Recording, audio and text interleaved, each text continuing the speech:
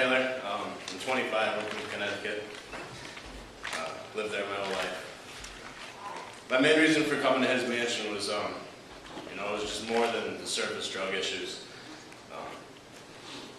Not really understanding what I needed in my life.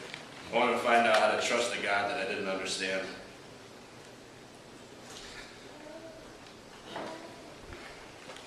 I couldn't find out what faith was on my own, and I couldn't make it up. I couldn't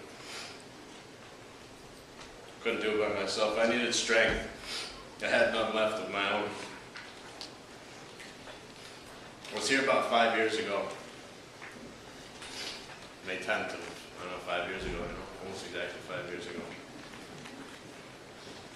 Soon found out I wasn't at the end of myself yet. But while I was here, there was a seed planted in my life. I noticed something genuinely intriguing about the people that are here. They enjoyed life, and they were truly alive.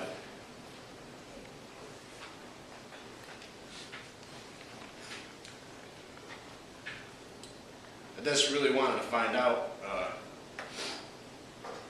how that was possible. I saw this common quality in each of their lives. It was love with no expectations that seemed to hold them together. Since being here, this time around at his mansion in this community, God has begun a good work in me. He's created in me a clean heart. He's allowing me to enjoy life in a deeper way. He has instilled in me a desire to keep going and not give up.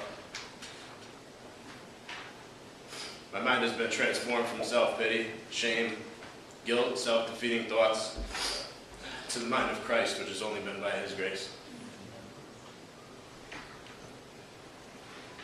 And I find life, I find peace, I find hope. This process of transformation isn't complete, but I press on towards that goal, forgetting what is behind and straining towards what is ahead. I was longing for something, and I tried filling that emptiness with everything that the world has to offer, everything that they tell you that'll fill you that doesn't really satisfy. But I found nothing but emptiness. Finally figured out that it was true intimacy with God that I needed. It never gets old, it never gets worn out. It's fresh every day because of new revelations of His love that He has for me, and His desire for me. Overcoming the spirit of fear Christ was one of the major things that a relationship with God has done for me in this program. As God revealed His emotions and character to me, that He is jealous for me and He rejoices over me with singing, and He calls me His own. This gave me my true identity that I've been searching for my entire life. This transformation and renewing of the mind has given me a new perspective and a source of strength to stay away from the bad things. These things that have the illusion of being able to satisfy but don't. There's only a glimpse of the pure joy and satisfaction that God desires for us. This the Lord has shown me not to just try and stay away from those bad things, because that in and of itself won't work. I found out that I need to fill those deep desires in my inner being by filling my mind with the truth about God. He has shown me that I don't need better sin avoidance techniques, but a new vision of what God's heart looks like. And flowing from that vision gives me a new vision of what I look like toward Him, to Him. I find that even being here, although the temptations come in different forms and are disguised in different ways and more unique, but still the same, I found that when I fill my mind with what God's emotions look like, I experience new dimensions of His grace to stay away from those bad things, whatever they may be, new or old. And to the staff, the heart of devotion that you all share has such an internal significance to each and every heart that comes to this place. Even if you never speak a word to them, your lifestyle and wholeheartedness will spark their interest in what this deep trust and comfort in God comes from.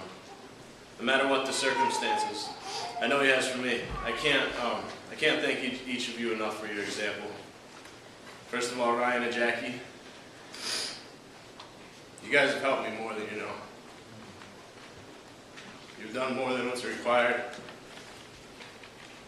or what's even expected of you. You opened your hearts and you allowed me to, you allowed yourselves to be vulnerable and open to me. You spoke so much truth to me throughout my time here.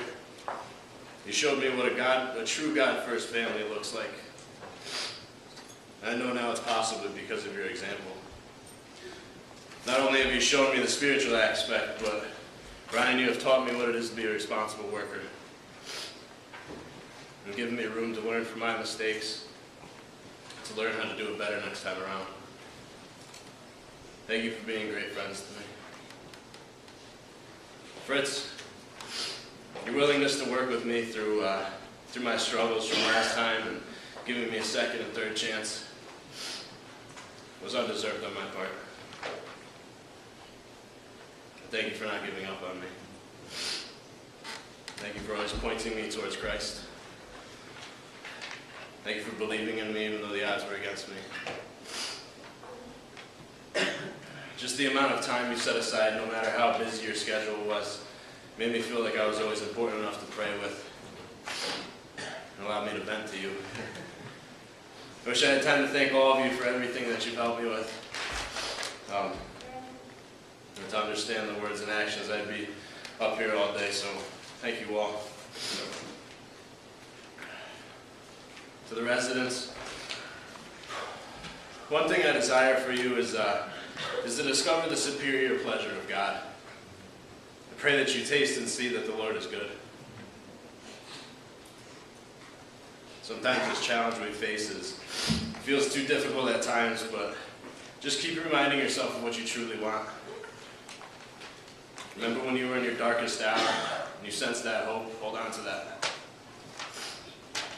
Pursue commitment to fellowship.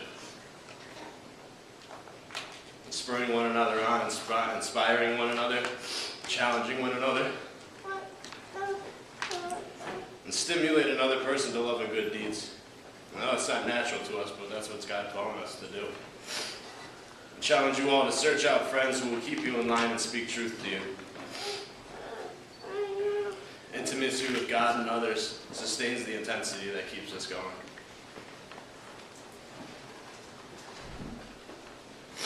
Stay focused and involved in what truly matters, because that's really where we grow the most.